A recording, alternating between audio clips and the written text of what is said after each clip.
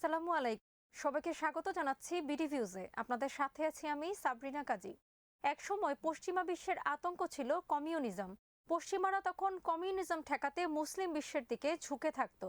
Communism যে ইসলাম ও মুসলমানের কত বড় শত্রু তা প্রমাণে প্রাণান্ত চেষ্টা করত। কমিউনিজম যে ইসলাম ও মুসলমানের শত্রু এটা মিথ্যে ছিল না, কিন্তু এই প্রচারের ডামাঢোলে যেটা চাপা পড়ে যেত তা হলো ওই প্রচারকারীরাও সমানভাবে ইসলাম ও মুসলমানের শত্রুই। কমিউনিজমের পতনের পর পশ্চিমাদের ওই মুখোশ খসে পড়েছে। তারা এখন কোনো রাগঢাক না রেখে ইসলাম বিরোধিতায় নেমেছে। তাদের এই অপচেষ্টা কতটা বেপরোয়া তা ফ্রান্সের প্রেসিডেন্ট ম্যাক্রোর কথা শুনলে ও কাণ্ড দেখলে বোঝা যায়। আসুন দেখে আসি ম্যাক্রোর এই তৎপরতার নানা দিক।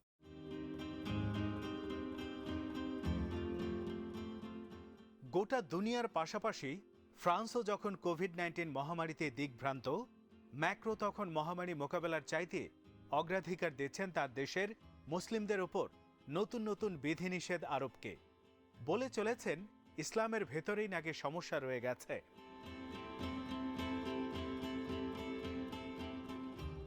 এর সমস্যা দূর করতে একটি নতুন আইন করার উদ্যোগ নিয়েছেন ফ্রান্সের প্রেসিডেন্ট ইমানুয়েল ম্যাক্রন। আগামী ডিসেম্বরে বিলটি ফরাসি পার্লামেন্টে পেশ করা হবে। এটি মূলত সে দেশের 1905 সালের একটি আইনেরই সম্প্রসারণ, যে আইনে ধর্মকে আনুষ্ঠানিকভাবে রাষ্ট্র থেকে পৃথক করা হয়।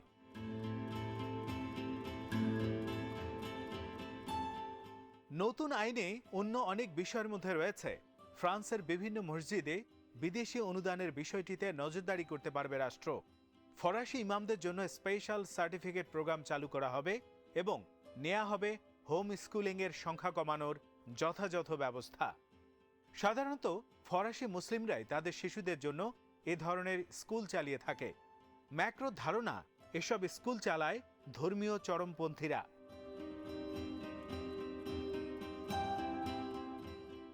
ইসলাম বিষয়ে প্রেসিডেন্ট ম্যাক্রোর মন্তব্যের তাৎক্ষণিক জবাব দিয়েছেন ফ্রান্সের মুসলিমরা এবং পাশাপাশি আরও অনেকে। কেউ কেউ প্রেসিডেন্টের সময়জ্ঞান নিয়েও প্রশ্ন তুলেছেন। টুইটারে এক সাংবাদিক লিখেছেন, এমন দুঃসময় প্রেসিডেন্ট ম্যাক্রো তাদের নিয়ে ভাবছেন দেখে ফরাসি মুসলিমরা আহ্লাদে আটখানা হতে পারেন। কেউ কেউ তার ভাষণকে ব্যঙ্গ করে খুতবা বলেও আখ্যায়িত করেছেন, কারণ এটি তিনি দিয়েছেন মুসলমানদের পবিত্র জুমার দিনে।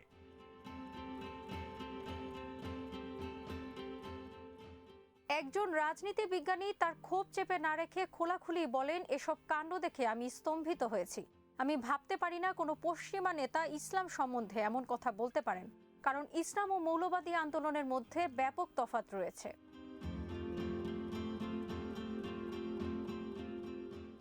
ফ্রান্সের একজন মুসলিম রাজনৈতিক নেতা বলেন, প্রস্তাবিত আইনে মুসলিম সম্প্রদায় সন্ত্রাসবাদ ও উগ্রবাদকে এক পাল্লায় তুলে আসলে ইসলামের মুখে কালিমা লেপন করা হচ্ছে।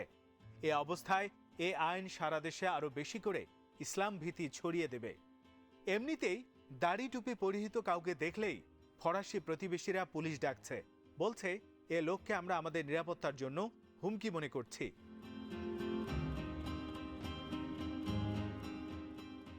প্রস্তাবিত নতুন আইন নিয়ে গত 2 অক্টোবর প্রেসিডেন্ট ম্যাক্রো দীর্ঘ 2 ঘণ্টাব্যাপী ভাষণ দেন। তাতে তিনি স্পষ্ট ভাষায় তার ইসলাম বিরোধিতা প্রকাশ করেন। তার বক্তব্যের জবাবে ফ্রান্সের 100 জন বিশিষ্ট মুসলিম প্রেসিডেন্টের উদ্দেশ্যে একটি খোলা চিঠি প্রকাশ করেন। তারা বলেন, একজন নারী হিজাব পরল কি পরল না, এটা কোনো রাষ্ট্রের বিতর্কের বিষয় হতে পারে না। এসব ফাঁপা রাজনৈতিক ও মিডিয়া বিতর্ক বন্ধ করুন।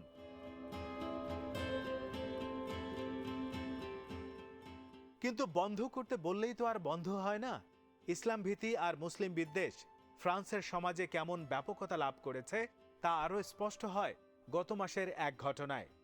এদিন ফরাসি পার্লামেন্টের এক সরকারদলীয় সদস্য হঠাৎ অধিবেশন থেকে ওয়াক আউট করেন। ব্যাপার কি জানা গেল, দর্শক গ্যালারিতে হিজাব পরিহিত এক স্কুল ছাত্রীকে দেখা যাচ্ছে। তাই এমপি মহোদয় আর অধিবেশনে থাকতে স্বস্তি পাচ্ছেন না। কি এক সভ্যতা!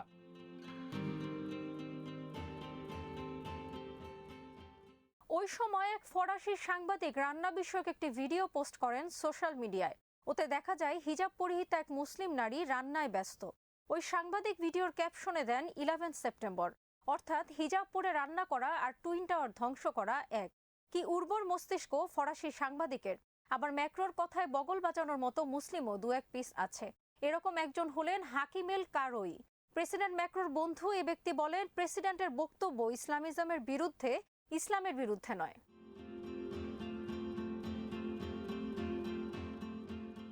ফ্রান্সের বর্তমান সরকারের আমলেই বেশ কিছু ধর্মীয় প্রতীক ব্যবহারকে শাস্তিযোগ্য অপরাধ মর্মে আইন করা হয়। এর মাঝে আছে শিক্ষা প্রতিষ্ঠানে মুসলিম ছাত্রীদের হিজাব পরা, মুসলিম নারীদের চেহারা ঢেকে রাখা ইত্যাদি। এমন অপরাধে তাদের জেল জরিমানার বিধান রাখা হয়।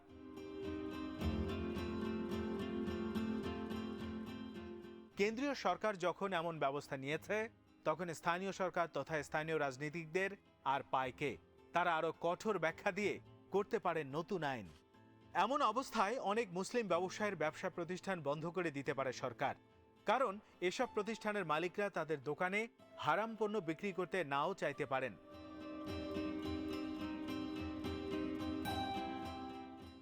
মুসলিমদের উপর এত কড়াকড়ি আরোপের পরও খুশি হতে পারছেন না প্রেসিডেন্ট ম্যাক্রো।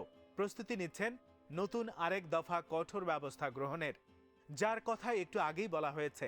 এমনকি তিনি দাবি করেছেন, ধর্ম হিসেবে ইসলামের মধ্যে নানা সমস্যা রয়েছে।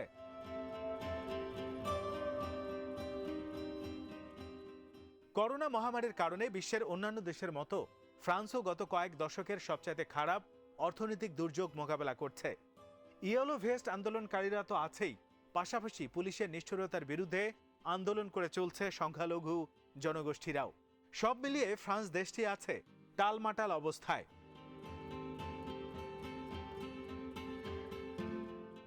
এমন এক পরিস্থিতিতে প্রেসিডেন্ট ম্যাক্রো এরকম ইসলাম বিদ্বেষী মন্তব্য নিয়ে নানা প্রশ্ন দেখা দিয়েছে। রাজনৈতিক পর্যবেক্ষকরা বলছেন, এর পেছনে একদিকে রয়েছে দেশটির চিরাচরিত ইসলাম ভীতি, অন্যদিকে সমসাময়িক ইউরোপীয় রাজনীতির প্রভাব।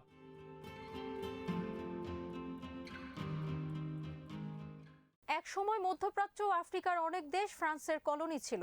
তখন সেখানে তারা ইসলামের বিরুদ্ধে যা করেছে, প্রেসিডেন্ট ম্যাক্রোর সাম্প্রতিক মন্তব্য তারই ধারাবাহিকতা, বই আর কিছু নয়। যেমন আলজেরিয়ার ফরাসি ঔপনিবেশিক শাসকরা মুসলিম নারীদের বোরখা পরা নিষিদ্ধ ঘোষণা করে। মুসলিমরা ইসলাম ধর্ম এবং আরবি ও আমাজিক ভাষা ত্যাগ না করলে তাদের নাগরিকত্ব কেড়ে নেওয়া হতো।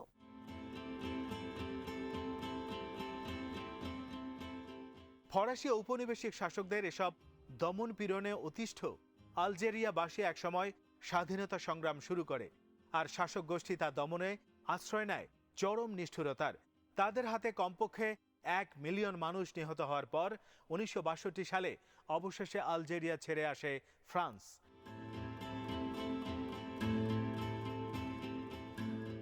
সাম্প্রতিক বছরগুলোতে মার্কিন যুক্তরাষ্ট্র ও ইউরোপে নির্বাচনে জয়লাভ এবং দৈনন্দিন অনেক সমস্যা থেকে জনগণের দৃষ্টি সরিয়ে রাখার একটা প্রধান অস্ত্র হয়ে দাঁড়িয়েছে মুসলিম বিদ্বেষের প্রচার।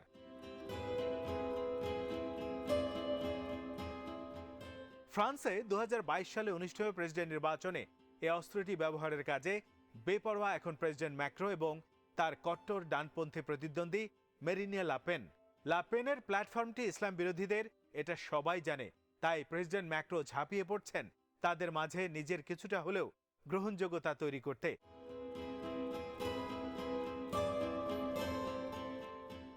একজন সাংবাদিক এ নিয়ে টুইটারে লিখেছেন, ম্যাক্রোর রাজনৈতিক ভবিষ্যৎ এখন টলটলায়মান।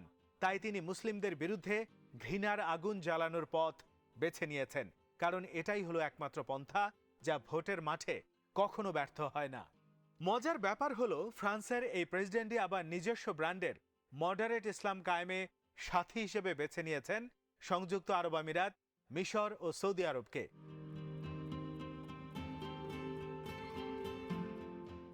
প্রেসিডেন্ট ম্যাক্রোর রেডিক্যাল ইসলামের সংজ্ঞা মেনে নিলে ফ্রান্সের মুসলিমরা আরবি ভাষা চর্চা করতে পারবে না, মুসলিম নারীরা হিজাব পরতে পারবে না, কোন রকম ইসলামী পোশাকও পরতে পারবে না।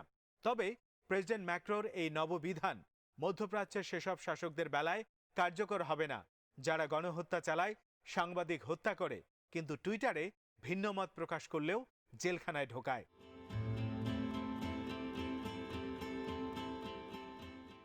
ফ্রান্সের প্রেসিডেন্টের ইসলাম বিদ্বেষের একটা ব্যাখ্যা পাওয়া যায় যে তিনি একজন অমুসলিম। ইসলাম সম্পর্কে তার ধারণার প্রকাশ ঘটছে, কিন্তু মুসলিম দেশগুলোর স্বৈরাচারী শাসকরা যে তার পোঁ ধরেন, তার ব্যাখ্যা কি? আজ এখানেই শেষ করছি। সবাই ভালো থাকুন, সুস্থ থাকুন আর দেখতে থাকুন বিডি ভিউজ। চ্যানেলটি ভালো লাগলে সাবস্ক্রাইব করুন।